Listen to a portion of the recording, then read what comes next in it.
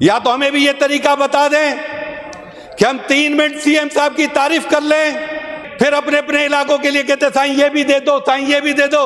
हमें भी ये तरीका बता दें, हम भी कहते सीएम साहब बहुत अच्छे हैं, सीएम साहब ऐसे हैं, सीएम साहब ने बड़ा अच्छा काम किया है, सीएम साहब बेहतरीन इंसान है, हम भी कर लेते हैं, हमें भी दे दे फंड।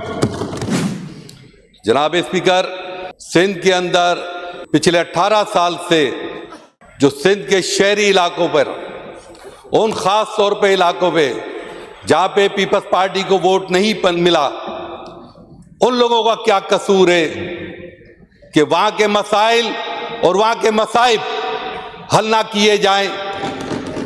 वहां पे क्यों इस बात को ताज्जुब की निगाह से देखा जाए कि हम इन इलाकों में काम नहीं करेंगे? या तो हमें भी ये तरीका बता दें कि हम 3 मिनट सीएम साहब की तारीफ कर लें, 3 मिनट के बाद तमाम वुज़रा ये बात कर रहे हैं, पहले तारीफ करते हैं, फिर अपने अपने इलाकों के लिए कहते साईं ये भी दे दो, साईं ये भी दे दो। हमें भी ये तरीका बता दें, हम भी कहते सीएम साहब बहुत अच्छे हैं, सीएम साहब ऐसे हैं, सीएम साहब ने बड़ा अच्छा काम किया है, सीएम साहब बेहतरीन इंसान है, हम भी कर लेते हैं, हमें भी दे दे फंड, हमारे इलाकों के भी मसले हल करते हैं। अभी एक साहब ने, हमारे भाई ने कहा कि सीएम साहब अपने वादे पे अमल करते हैं।